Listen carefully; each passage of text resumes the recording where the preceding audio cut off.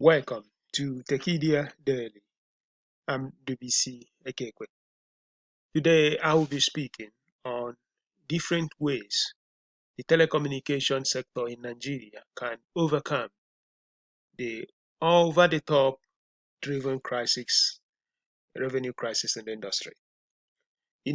Over the last few years or say many months, we have been in this problem of the lack of I would say, revenue increase in the telecommunication sector. And this problem is not just a Nigerian problem or African problem, it's actually a global problem. You know, solutions like WhatsApp, Skype, WeChat, and all these apps, web apps, and different incarnations of them are increasingly causing troubles in the telecommunication sector by depriving the telecoms operators from the revenue that they would have earned. Imagine a scenario where you load 500 naira Etisalat bundle, and then you can use that to do WhatsApp, do Skype for many, many days. And the opportunity cost is huge because anytime you send a Facebook Messenger, that is actually a lost revenue in SMS. Had you sent that through your mobile operator. So these institutions have actually tried to see how the regulatory instrument can work on their behalf. But unfortunately, the executive vice chairman of Nigerian Communication Commission, the regulator, put out a statement basically in a forum a few days ago saying that as a regulator, will remain technology neutral and will not regulate social media use of apps, so referred to OTT. So essentially, government is not going to provide them any support.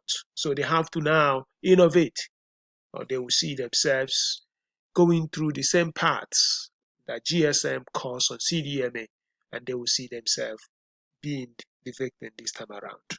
So let's take it here. And the first one, we believe that these institutions can go beyond really what the technology is. They have a great technology, but they have to build something like credit bureau with banks. They already have names, they already know everything about us. What they don't necessarily have now is our financial state of financial system. So if they work with the banks through the bank verification number and the National Identity Management Commission, we can have an opportunity that these telecommunication institutions can build a credit bureau system that will give them an indicator of the state of credit worthiness of any Nigerian.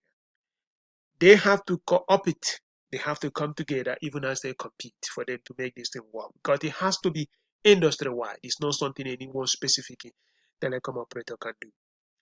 And when they do that, they can use that to offer contrast smartphones to Nigerian citizens who can now buy these phones locked for this specific operator, making it very clear that if you do not service or pay as agreed, you may never have an opportunity to ever register a SIM card in your name for life. In other words, there will be a consequence if in your credits report that you have bought a smartphone and you have not necessarily paid off as agreed until you can basically rectify that problem, you will not be allowed to get into the smartphone to register a SIM card. So by having this process for people to pay for their smartphone over a extended period of time, let's say 12 months, people have an opportunity to acquire this smartphone, which will open new ways for this company to sell their mobile data.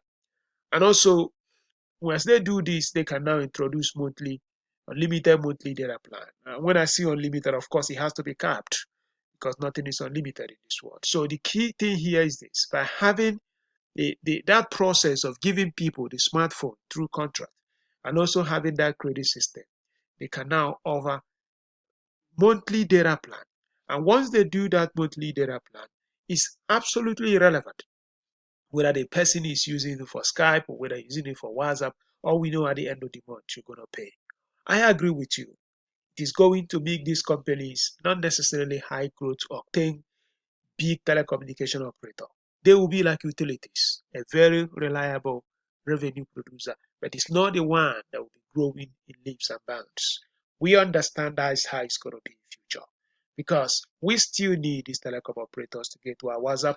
We still need them to do our Skype. We still need them to do our WeChat.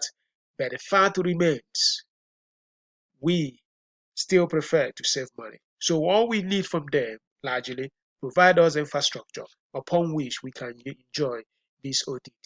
But they have to do that because if they don't have to do that and build this smoothly data plan, they are facing existential threat. Because if you look at the numbers, they already have it. 60 million for MTN, Glo 38 million, and Airtel 35, and Etisalat about 20 million. They have the capacity to make and execute the strategy. You are listening to Tekedia Daily.